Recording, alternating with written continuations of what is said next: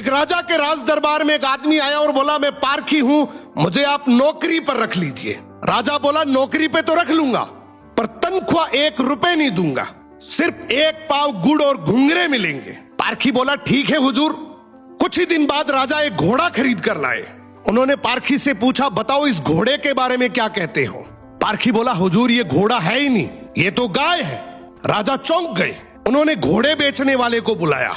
उसने कहा, साहब बात तो सही है तो घोड़ा ही, लेकिन बचपन में ही इसकी मां मर गई थी, इसे गाय का दूध पिलाया गया था, इसलिए इसकी आदतें गाय जैसी है। राजा ने हैरानी से पारखी से पूछा, तुम्हें यह सब कैसे पता चला। पारखी बोला, हुजूर जब ये चल रहा था तो नीचे मुंह झुकाकर घास खा रहा था, घोड़ा हमेशा ऊपर गर्दन उठाकर खाता है, मैंने इसकी आदतों से पहचाना। राजा खुश होकर बोले, आज से तुम्हें आधा किलो गुड़ और आधा किलो घुंघरे मिलेंगे। कुछ दिन बाद राजा ने फिर पूछा, मेरी रानी कैसी है, बहुत प्रिय है मुझे। पारखी बोला, हुजूर आपकी रानी खानदानी नहीं है। राजा को विश्वास नहीं हुआ।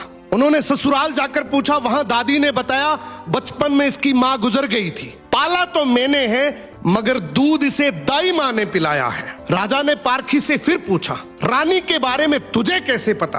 पारखी बोला, हुजूर इसके स्वभाव से खानदानी रानी में शालीनता होती है, मगर ये नौकरों पे चिल्लाती है, गाली देती है, इसकी आदतों से पहचान गया कि ये खानदानी नहीं है। अब राजा बोले, चलो मेरे बारे में बताओ। पारखी बोला, जान की माफी दे तो बताऊं। राजा बोले, माफी है, सच सच बताओ। पारखी बोला, आप राजवंश के नहीं हैं, आप मुझे भड़बूजे लगते हैं, गुड़ और भंगूरे सेकने वाले। राजा घबरा गए। जाकर अपनी मां से पूछा, मां सच बताओ वरना मैं मर जाऊंगा। मां रोते हुए बोली, बेटा बात तो सच है, जिस दिन तू पैदा हुआ था उसी दिन महल के पास एक भड़बूजे का भी बेटा पैदा हुआ था, तू मर गया था और मैंने राजवंश बचाने के लिए उसके बेटे को लिया, वो तू है। राजा ये सुनकर दुखी भी हुए और खुश भी हुए।